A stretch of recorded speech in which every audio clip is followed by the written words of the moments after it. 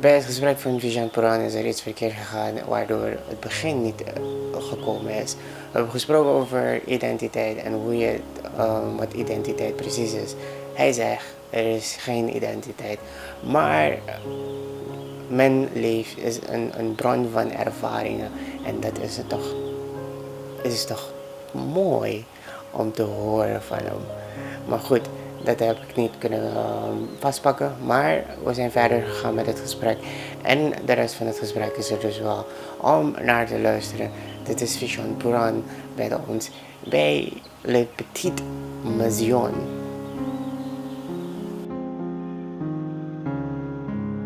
Kijk, ik heb een tijdje terug heb ik een verhaal gehoord dat me altijd bijblijft. En ik had altijd een bepaald beeld van de LGBT community. En dat was van, oké, het is er en oké, ja, je kan jezelf zijn. Want dan kijk je terug naar jezelf en zeg van, ja, ik ben wie ik ben. Waarom zou het een probleem moeten zijn? Waarom zou niet iedereen zichzelf kunnen zijn? En je snapt wel dat er een bepaalde stigma en discriminatie is, maar daarna heb je een bepaalde situatie waarbij je zegt van, ja, maar je kan toch leven. Dan hoor je bijvoorbeeld hoor ik een verhaal waarbij die jongen helemaal oneigend wordt of niet erkend meer is door zijn familie. Ja. En jij had eerder al aangehaald dat van je naam. Je bent niet je naam, je bent gewoon iemand die ervaart. Ja. Dus, maar gebeurt dat in je leven? Hoe ga je daarmee om? Want je moet dan weer loslaten. Dus, En daarom zou je moeten begrijpen dat iedereen het leven ziet zoals ze het hebben ervaren of dat geconditioneerd zijn op wat ze ook hebben meegemaakt. En als jij weet, jouw intentie, dat wat jij doet niet verkeerd is en dat jouw pad is, dan moet je een keuze maken. Wil ik die mensen pleasen of moet ik die keuze maken en iedereen loslaten? Hoe je draait of keert, je bent in een tweestrijd. Als je kiest ervoor om daar te gaan en te doen wat zij willen, kom je in een persoonlijke tweestrijd terecht. Want je innerlijke zegt daar en anderen zeggen, de buitenwereld zegt die kant op. En als je eigen weg kiest en zij gaan hun eigen weg, geen probleem. Maar wat doe je als je doet wat zij willen en jij komen in conflict? Hoe loop je weg van jezelf? Van mensen kan je makkelijk weglopen, maar hoe loop je weg van jezelf? ja. En uiteindelijk moet je met jezelf leven. Alhoewel, je kan met je hele familie leven, maar je voelt je helemaal niet jezelf uiteindelijk. Dus, en die vraag, daarom zouden mensen moeten weten wat hun waarde is, dat is één. Ten tweede dat iedereen hier op een individuele journey is, dat het mooi is met mama en papa en iedereen eromheen een vrouw, maar het hoeft niet zo te zijn. En maar dat is dan ook weer die comfortzone waar je het eerder over had. Want het is ook iets dat ik pas heb besproken met iemand. Teruggaan naar alles dat je... Kijk, als je bijvoorbeeld begint met werken, ja, kan misschien je denkt aan de toekomst. Van ik wil een huis, ik wil een perceel en ik wil dit en ik wil dat. En dat kost allemaal geld.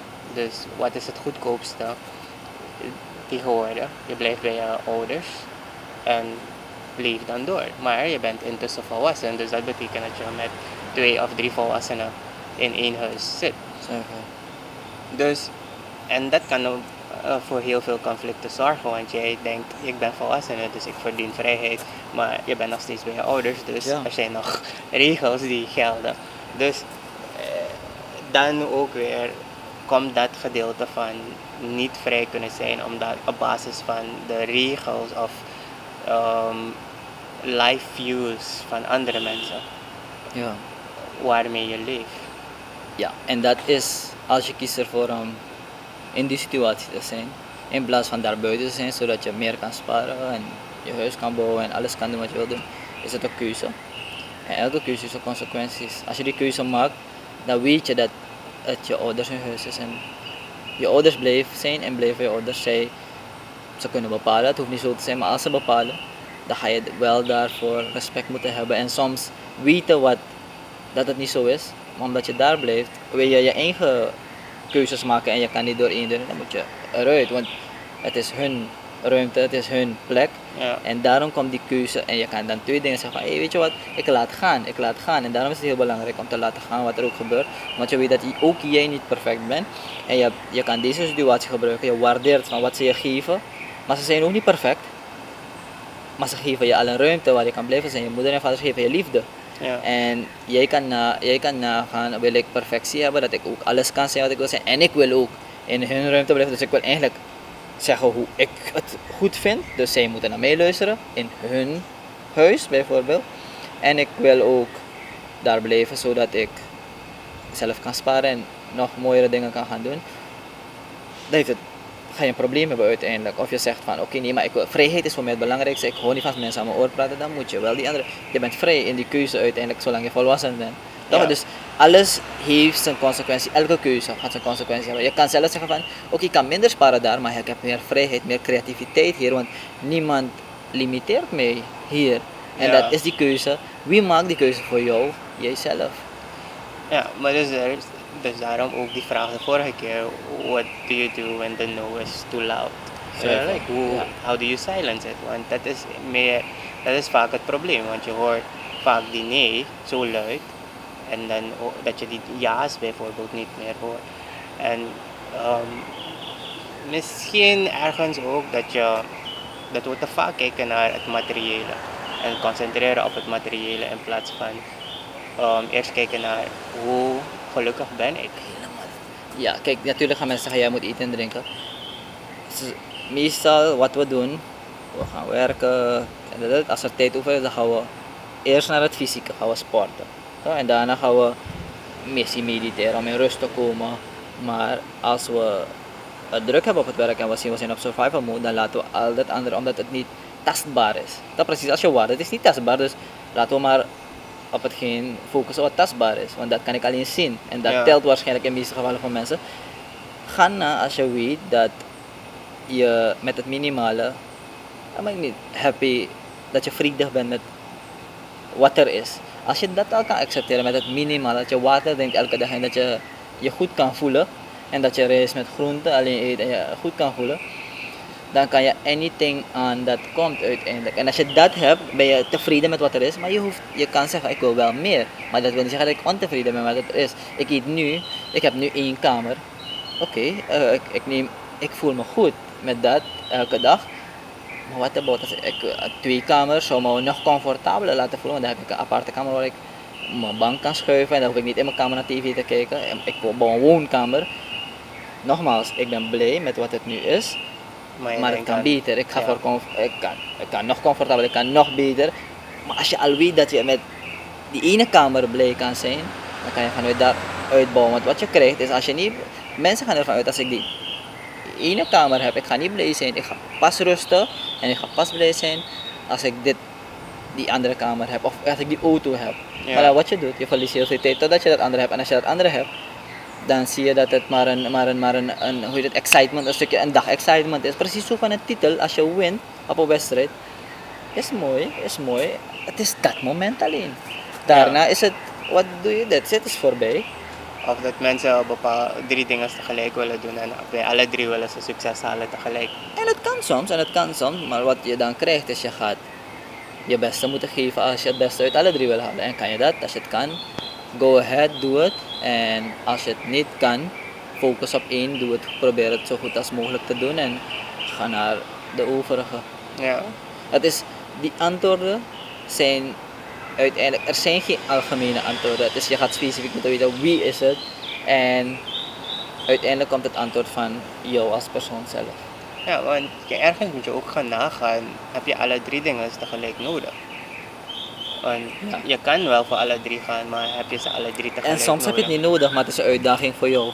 Go ahead. Ja. Als je weet dat jouw vrede, je vrede handhaaft en je vrede niet verstoord wordt. Snap je? Dus dat je niet zegt dat ik ben blij nu, maar ik heb die 3 dingen gedaan, ik heb geen van ze gehad en ik ben nu unhappy. Heeft jouw moeite jou unhappy gemaakt, terwijl je juist iets hebt geprobeerd. En waarom zou het je vrede verstoren? Er zijn situaties, ik heb het bijvoorbeeld, ik ben oké zoals ik nu ben en iemand brengt een shirt voor me. Ja. En ik heb al zo eentje bijvoorbeeld. Ik zeg van, waarom heb je zomaar zoveel geld uitgegeven? Eigenlijk was ik nog goed, ik was blij. Iemand brengt wat voor me en ik word boos. Zie je wat er gebeurt? En zo tof is het leven uiteindelijk. Zo Je tof doet is me het. denken wanneer mensen me eten aanbieden. They're like, why? Ja, snap je dus? En zo zie je dat eigenlijk, in dat geval, alles wat je doet, je moet in die staat zijn met in vrede, in rust.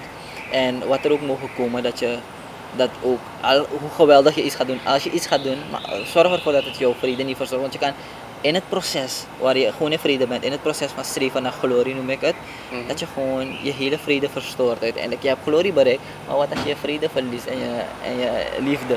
Precies, ja. En ja, dat zijn zoveel mensen. Like, doe altijd wat je happy maakt. Ga niet Ja. forceren. Ja, Want als je iets doet en je bent niet 100% daarbij, dan klinkt het ook nog zo gemaakt en dan lijkt het ook helemaal gemaakt. Dan lijkt het niet meer natural. En ik hou niet van helemaal. unnatural things. En zoals ik het ook zei, hoe het licht stroomt, precies zo stroomt liefde in ons. Dus dat is die liefde. We zijn een bron van liefde. Ja, En doordat je het puur houdt, je blokkeert het niet, blijft het stromen. En straal je het ook uit, zonder dat je iets zegt. Weten mensen al dat je bron van liefde bent. Ze weten niet eens waarom, ze kunnen niet eens beschrijven, ze voelen dat gewoon. ja. Zo is het. En dat heb ik dit jaar ergens ook geleerd. Dat op het moment dat je open staat voor alles en dat je je helemaal open geeft, dat alles ook naar je toe zal komen dat jij verdient, dat jij wilt hebben. Dat is En het. dat is ook heel mooi. Want het is een nieuwe destiny waar ik naartoe ga, is niet iets wat ik gezocht heb. Het is letterlijk echt gewoon op mijn pad gekomen en ik heb toen gezegd, nee, ik Het ga heeft jou ervoor. opgezocht. Laten we Ja, dat zeggen. zo. Ja, het heeft jou opgezocht. Je hebt het Ja. jou opgezocht. En dat is het mooie van het leven. En daarom als we ervan uitgaan, dat wat er ook, kijk, je hebt, en kijk hoe mooi het leven is. Je gaat nu een nieuwe uitdaging aan en het is op jouw pad gekomen en je bent er blij mee. Ja, Alles, elke seconde van je leven heeft hier naartoe geleid. Goed of minder goed wat je hebt ervaren, geloof me. Had je één kleine afslag anders genomen, was jouw gedachte anders, was jouw handeling anders, was alles anders. ja, En dus daarom is het belangrijk, doorzetten, accepteren. Als je verder gaat, nu, mijn hart is bijvoorbeeld nu gebroken. Ik ga het niet begrijpen. Je hoeft het niet te begrijpen. Je mind is helemaal in de war. Vertrouwen, alleen vertrouwen dat het goed komt. En nu kan ik niet begrijpen waarom het is gebeurd. En ik hoef het niet te begrijpen, ik moet gewoon vertrouwen. En daarom is vertrouwen heel belangrijk. En daarom is geloof ook heel belangrijk. Waarin geloof je? Toch? En als je gelooft, dan vertrouw je. Want als je gelooft en je vertrouwt niet, geloof je niet. maar bedoel je geloof in als religie of geloof Ja, als... want kijk, je kan ik respecteer de religieën zoals ze zijn. En ik accepteer heel veel mooie dingen uit die religieën. En dat maakt mijn geloof uiteindelijk. Toch? Oké. Dat zorgt voor het waarin ik geloof. En wat er dan gebeurt is, als ik iets meemaak, zeg ik vertrouw erop dat zoals ik dat heb gelezen, zoals ik dat heb ervaren, dat ik me niet druk hoef te maken, want het komt goed. Waarom weet ik niet? En dat is juist geloof hebben in wat. Niet weten hoe dingen gebeuren, ze zijn gebeurd, maar ook vertrouwen dat het goed komt. Hoe? Dat weet ik niet. En dat is geloof hebben. Ja, Toch? En that's it. En als ik zeg van ik geloof dat alles voor iets goed gebeurt, maar er gebeurt iets minder goed en ik ga mezelf nu afvragen, ja, maar waarom met mij, dan geloof ik niet. En dan vertrouw ik ook niet. Snap je? maar eigenlijk ben je dan niet, hoe noem je het? You're not nice to somebody else because you're not being a good person. Omdat je dan in feite zegt van het had beter kunnen gebeuren met die persoon Helemaal. in plaats van met mij. Want ik ben, Dat- waarom Zuiver. moet het met mij? Nee, gebeuren. Zuiver, ja, dat is het. En het moest gewoon met jou gebeuren. That's it. Ja. Ja. Gewoon zeggen van het is een Ja. ervaring, ik moet eruit leren, I'll take it. En zelfs als je iemand ziet die het meer verdient dan jij, verdien jij het gewoon. Dat is het gewoon. Ja, Ja. jij moet eruit leren uiteindelijk. Dus Ja. het maakt jou sterker, het maakt jou een Ja. betere jij. Dus waarom zou je het willen af? Ja, en ja, daarom zeg ik ook vaak dat ik geen regrets heb. Omdat als ik zeg dat het een regret is, dan in feite snauw ik het af als te zijn een levensles. En dat is a waste of time. Hij weet het. Exactly. En dat zeggen mensen ook. Ze zijn in een relatie geweest. 5 jaar, het gaat niet goed. Uit elkaar. Ik heb 5 jaar van mijn leven verloren. Dat wil zeggen, stel ze was in 20 tot 25 zijn ze gestopt. Gaan zeggen van eindelijk ben ik nu weer bij 20 jaar. Terwijl die ervaringen, alles wat je hebt meegemaakt. Omdat het niet tastbaar is, Ja. kunnen zij dat niet omzetten. Maar terwijl je, als je daaruit leert, onbewust leer je sowieso eruit. Dat je, en dat is het ervaren. Zie je waarop het neerkomt? Je hebt verloren, maar je hebt het wel ervaren. Je ervaring blijft. En daarom zou je dus ook niet moeten vergeten. En Maar- mensen zeggen meestal ook, ja ik vergeef, maar ik vergeet niet. En dit soort dingen. We kunnen ook niet zomaar vergeten. We hebben een geheugen.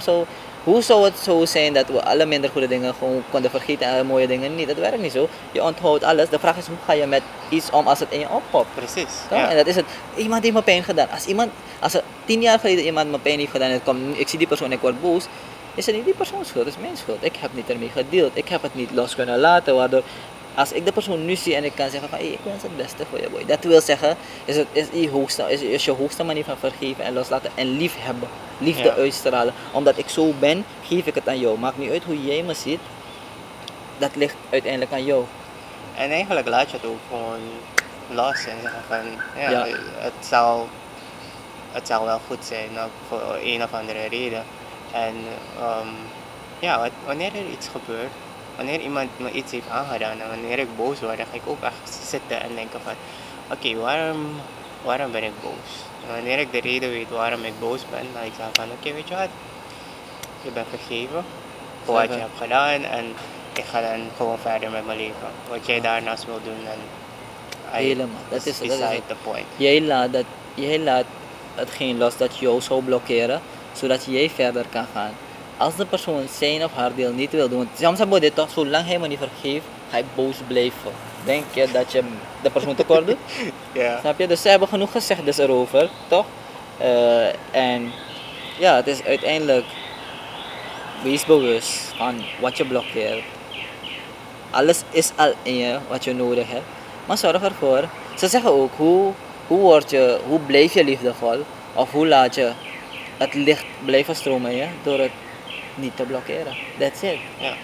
En het mooie ervan is, pas nog had ik een collega die voor een of andere reden me begon te negeren.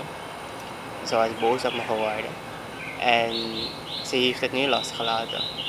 En ik heb toen ook aan mijn supervisor gezegd van hey, je moet wel met haar praten. Want zij heeft bepaalde uitspraken gedaan dat een beetje verkeerd kunnen aflopen. Ja. En ik ga soms naar de persoon toe om het zelf te bespreken, maar andere keren zeg ik van, laat de persoon ook naar me toe komen. Want zoveel respect heb ik dan ook weer voor mezelf. En misschien is het deze keer de tijd dat jij naar me toe komt. En dan ga ik kijken hoe lang het duurt. Ja, ja. En de persoon kwam er dus. Intussen heb ik het al verwerkt. Het is voor mij al klaar. En je weet de natuur, nature or life works in mysterious ways. Op een gegeven moment heeft ze, hoe dan ook, mij nodig, omdat niemand anders er kan helpen. En dan moet je wel naar me toe komen, maar dan doe je het wel via een andere persoon. Ik laat dat ook gaan. Zuiver, helemaal. En ze schrikt een dagje wanneer ik het heel team moet trakteren. En ik breng gewoon Daarom. Dat ja, is het. iets voor haar. En ik Waarom zeg we haar, het hadden. Hoogste alsjeblieft. manier van liefhebben is hoogste manier. En zij kijkt ook met de schatten. Oké, Ja, dankjewel. Wat is houden van de mensen van we houden, dat is geen kunst. Houden van de mensen die iets tegen ons hebben of niet van ons houden, dat is die grootste kunst. En de hoogste manier van houden van, dat is die grootste uitdaging Ja. uiteindelijk. Gewoon iedereen liefhebben. Zo. Ik heb bijvoorbeeld een kennis van me ook een keertje in zijn gezicht gezegd, ik weet dat je voor me liegt. Ja, En hij schrok er ook van. En I'm like, oké, maar waarom praten we daar? ja, Like, ja. because ik weet al waar ik je moet plaatsen in mijn leven. Zuiver. Dus That's it. het is- En ik ga je niet ergens plaatsen waar ik mezelf blokkeer. Ik weet hoe ik met jou omga en wat jouw toegevoegde waarde is in mijn leven. Maar mijn flow van liefde en licht ga ik niet blokkeren om jou.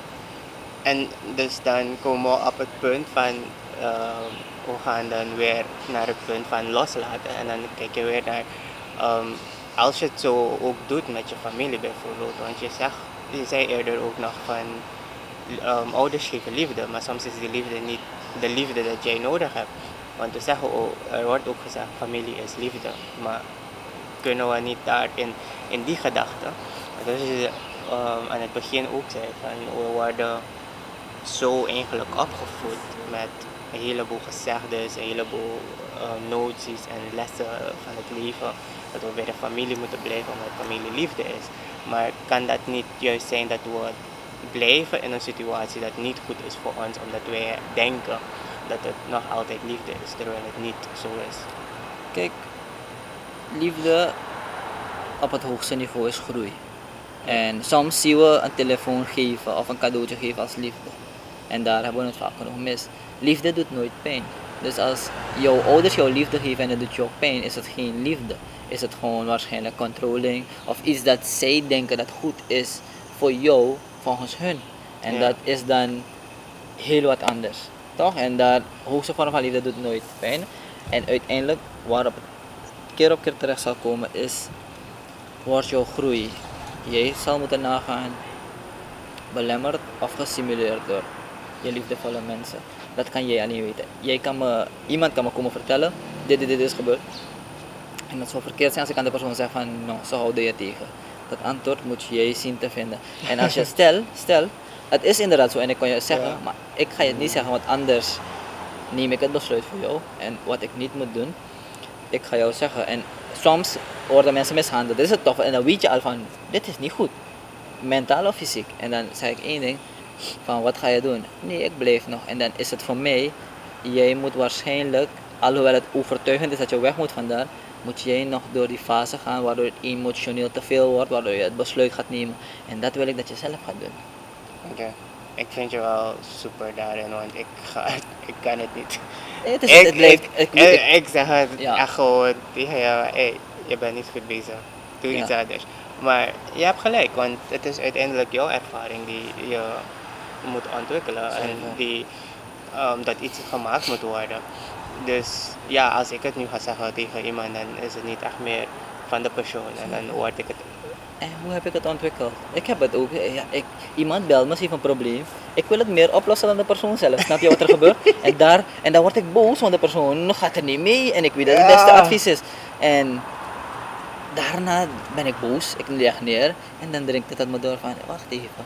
Mijn doel is om mensen bewust te maken en een bijdrage te leveren. Als ze neerleggen, moet het mij nooit tekort hebben gedaan. Omdat ik juist een bijdrage lever. En dan, volgende keer ga ik het gesprek aan, nog blijer, weet je. En ik zeg van, weet je wat, oké, wat denk je dat goed is? En ze vragen me, hoe zou jij, ik zeg zo, en hoe wil jij ermee omgaan?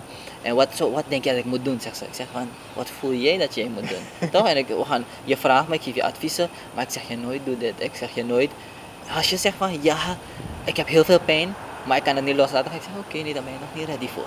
Ja. Weet je, vroeger zei ik, laat los, dan moet je loslaten. Nee, dan moet je me niet meer bellen. Nee, ik moet die lijn altijd blijven openhouden voor mensen.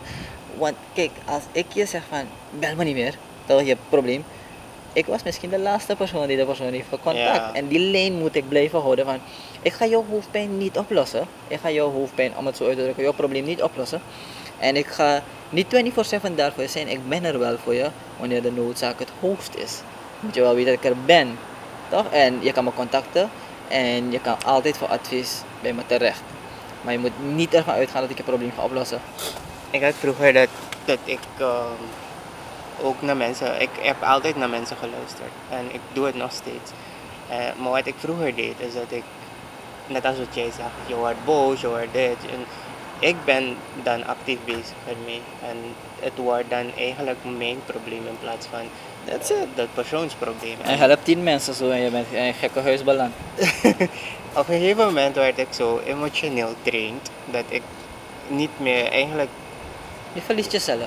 Ja, ik werd ook nog ziek ervan. Dus op een gegeven moment moest ik echt afsnijden en zeggen van oké, dit is tot hoe ver ik je toelaat in mijn leven, dit is tot hoe ver ik ga. Maar ik moet natuurlijk dat gedeelte nog ontwikkelen van laat de persoon zelf komen tot die ontwikkeling. Want Zeker. ik ben nog een klein beetje ongeduldig wat dat betreft.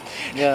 Like, En dat ook moet je gaan ontwikkelen. En als een noodzaak zo groot is, dan zal je dat deel omzetten. Ja, want soms is het echt lastig om te horen van ja, dit is dit en dit en Ja, dit ja. en dit. En dan hoor je het elke dag en denk je van oké, komt er ooit een oplossing? Ja, zuiver. Ja, klopt. Ja, ik snap het helemaal. Ja. Maar het heeft dan echt te maken met het loslaten ervan. En je hebt het ook heel mooi gezegd. Je bent niet ready wanneer je dan nog zegt van ja, maar ik wil het nog Zuiver, ik steeds wil nog in doen. de situatie blijven. Ja, ik blijf nog in de situatie, ik blijf nog daar.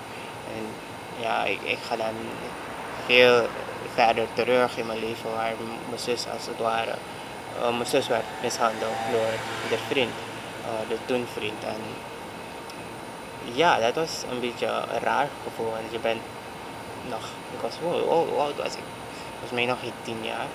En dan moet je die dingen, Al aanzien. ja, je moet het aanhoren, aanzien en je weet eigenlijk niet wat je doet. Je bent eigenlijk machteloos op dat moment. Helemaal. Helemaal machteloos, omdat het zijn volwassenen. Hoe Ja. ga jij daarmee om? Zo. En wat doe jij daarmee?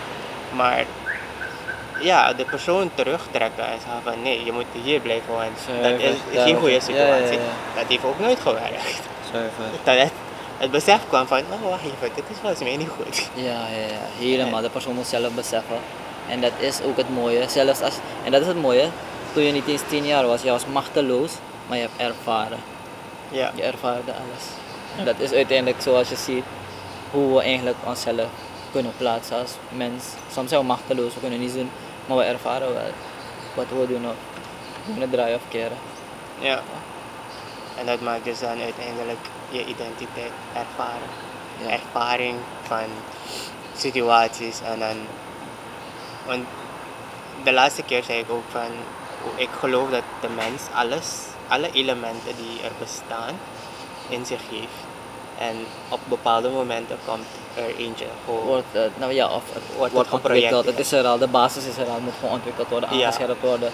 Zo, daar geloof ik ook in. Ja, dus dat we een klein beetje gekte in ons hebben, maar Ja, soms wordt wel, het dat is ontwikkeld. standaard. Het is mij hoog ontwikkeld hoor. Het is een deel van mijn leven. Ja, en dus dat is, we kunnen allemaal een beetje gek doen, maar ja, we zeker. doen het op bepaalde momenten. Wanneer waar het is een balans. Je vindt een Ja. balans voor wat. Eigenlijk ben je net als een soort van. Je bent een universele probleemoplosser, toch? met een tas, met alle oplossingen. En je haalt tevoorschijn wanneer wat nodig is. Ja.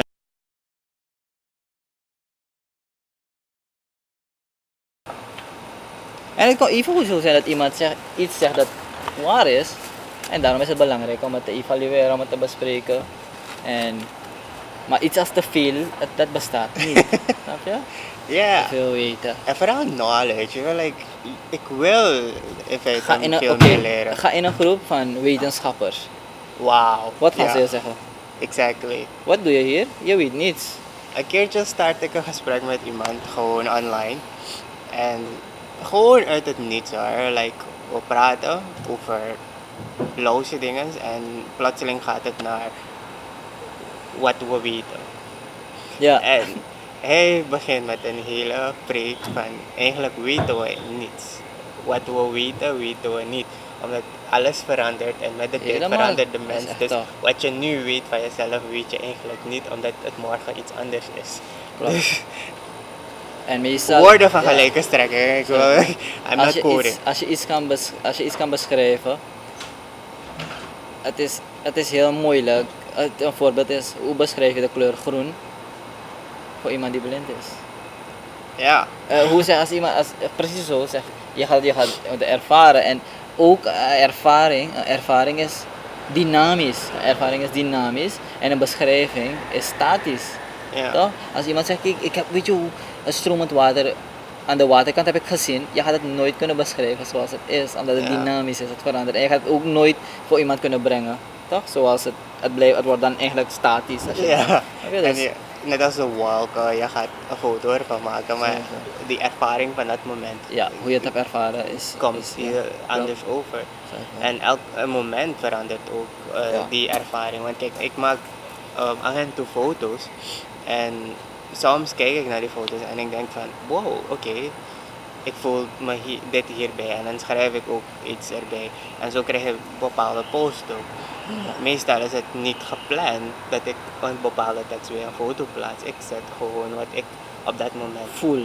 Ja, bij Ja. die foto, Zuiver. wanneer ik kijk naar die foto. Helemaal. Ik had een keertje had ik een foto gemaakt hier voorin van Nola Hatterman. En het was gewoon een roosje. Eigenlijk weet je, wanneer mensen trouwen, dan zetten ze zo een kunstroosje aan hun jas. En dat was gevallen. En daarvan heb ik een foto gemaakt. En ik heb daarna een tekst opgenomen, I Know You. En dat ging eigenlijk over liefde dat eigenlijk niet beantwoord is geworden. Of op een of andere manier beëindigd is geworden. En ik keek naar foto's en ik kwam op die foto en ik dacht van, dat is het. Ja. En iedereen voelde gewoon direct die emoties die bij de tekst horen en bij die foto helemaal compleet was het gemaakt. Dus zo zie je ook dat alles dat je weet op dat moment, het is een ervaring, maar die ervaring, het blijft niet bij dat moment. Zuiver, dat is het. Het ontwikkelt zich ook. Klopt. En het kan zich ontwikkelen naar iets anders. Je kan de volgende dag naar kijken en je zou een andere ervaring hebben. Precies. En daarom zeg ik ook bijvoorbeeld niet wat mijn tekst betekent. Dit is de eerste keer dat ik bijvoorbeeld een gesprek aanga over een tekst, omdat ik denk dat het een beetje een belangrijker onderwerp is, omdat het ergens eindigt met wie ben je en wat doe je met je leven en hoe ga je verder met issues die je tegenhouden om jezelf te kunnen zijn. Ja. En ik denk dat het belangrijk is om daarover te praten en niet kunstzinnig alleen ermee bezig te zijn. En niet alleen de kunst laten praten, maar dus dat er meer over gesproken wordt. Maar ik praat normaal niet over mijn teksten. Ja. En gewoon omdat ik meer wil weten van hoe heb jij het ervaren? Zuiver. Wat heb jij eruit gehaald? Want soms sta ik versteld van die dingen die ze halen uit die percepties die ze halen uit mijn teksten. En ik denk van oké, heel mooi.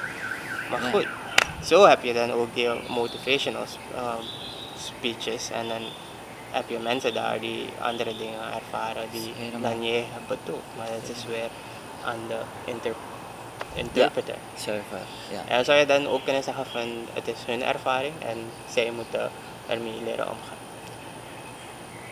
Nou, kijk, zoals ze het ervaren op dat moment is hoe ze de wereld zien en hoe ze naar de wereld kijken.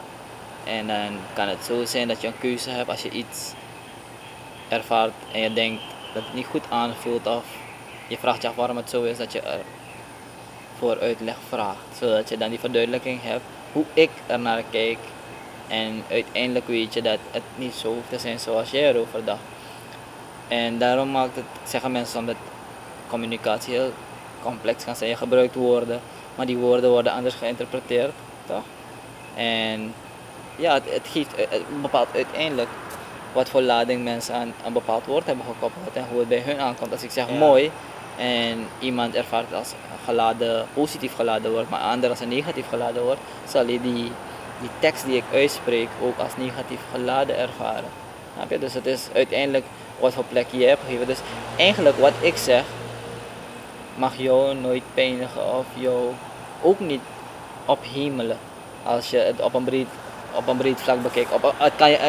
En de mensen die het ontwikkeld hebben, daar kan het op instinctniveau even wat doen, maar daarna als je beheerst van wacht even, hij kent me niet, weet je, dus ik kan niet zijn woorden opnemen en boos worden daarvan, is hoe hij naar de wereld kijkt uiteindelijk. En dat is het mooie als je ervaart. Als je ervaar je gewoon, dus niets doet je wat uiteindelijk als je dat groter plaatje begrijpt. Ja. En dat is wat we steeds moeten ontwikkelen, waar ik ook bezig ben. Dus meer de rol als ervarer, als de persoon die ervaart gaat zien. Ja. Maar dus ja, ik denk dat we te ver gaan als ik verder ga met mijn vragen. Kijk, het kan, als ik hierover praat, dan kan ik 5 uren lang erover praten en niet moe worden ervan, maar anders wordt het een 5 uren programma. Ja, klopt. En dat is niet de bedoeling. En dan heb je al je motivational dingen zo gegeven. Ja. Maar dus ik snap helemaal wat je zegt. We moeten ervoor waken eigenlijk dat we beïnvloed worden door de buitenkant. Want soms is ook al je motivatie. Je hebt een motivational speech en je spreekt het en iemand hoort het, maar ze nemen het of ze vangen het negatief op. En dat is dus kan gevaarlijk zijn. Dus laat je jezelf beïnvloeden, dat is nog altijd belangrijk. En als je dan jezelf kent en je bewust bent van wat jou pijnigt en wat niet goed is voor jou, Ja. dat je daarmee rekening kan houden en dat je daarmee verder kan gaan. En ook nog, belangrijkste, loslaten van wat niet goed is voor jou en wat niet goed aanvoelt voor jou. En je hebt het heel mooi gezegd ergens. Ik heb het gezegd, when love is not home, leave. En jij zegt bijvoorbeeld, liefde mag nooit pijn doen. Dus wanneer jij voelt dat daar is, terwijl je iets anders wilt, dan moet je echt gewoon loslaten en kijken naar wat wel goed is voor jou, wat goed werkt voor jou. Helemaal. Ja. Ja. Dus ik denk dat ik had 3 vragen en hij heeft het in 1 gedaan. Dat bewijst wel wat professionaliteit op het gebied van life. Kennis, ja, zelfkennis helpt om die vragen dan makkelijker te beantwoorden. Ja. En ja, als je eenmaal bezig bent, dan daarom het interview is ook zo dat ik me niet hoef voor te bereiden. Het is wat je weet en je neemt mee wat je bijvoorbeeld niet zou weten, waarop je geen antwoord kan geven. En dat zijn vragen waarom je over het leven waarom je zelf zou moeten denken. Daarom als ik een bepaalde vraag stel op een sessie en iemand weet het niet, zeg je hoeft het niet nu te beantwoorden, maar neem het mee, zodat je iets hebt meegenomen, zodat je eraan verder denkt en je bent een stukje wijzer geworden als je dat hebt meegenomen. En soms denken ze ook heel lang na en dan komt het antwoord niet. En ik heb vaker tegen collega's gezegd, als ik een vraag stel, is het niet erg dat je me zegt dat je het niet weet. Zuiver. Ja, klopt. Je kan ook Vroeger was zeggen. ik ook zo dat je wil eigenlijk op elke vraag een antwoord geven, maar naarmate je leert, naarmate je wijzer wordt, weet je dat soms dat je niet alles hoeft te weten. En je gaat ook niet alles weten. En als je het ook niet weet, is het ook niet erg. Dat geeft aan dat je meer leert. Als je alles weet, hoef je eigenlijk niets meer te weten. Zuiver. You're like, what is your purpose? Ja, klopt. Dat is ook weer een goede vraag. What is your purpose? Anyway, maar we gaan daarover niet praten. Vishant heeft het ook al gezegd. Ik heb hem niet gezegd wat voor vragen ik heb. Zo doe ik ook graag mijn gesprekken. Ik zeg niet waar ik over wil praten. Dat we gewoon komen, natural, talk about stuff. En ja, de zon begint echt heat op ons te worden. Dus ik denk dat we echt moeten stoppen hiermee. Anyway, thank you for talking to me. You're welcome. Het was een heel interessant gesprek dat ik vaak genoeg heb gemist dat die camera gestapt was. Maar dus, it was very interesting. Thank you. En jij ook bedankt om te vragen om af te spreken. En het mooiste van alles is dat wij waar we ook mogen zijn, dat we onze bijdrage zullen leveren, op welke manier dan ook. Of course, En als we elkaar ergens op weg kunnen helpen met wat, dan doen we dat, zodat we ons message nog beter kunnen overbrengen. Okay. That's it.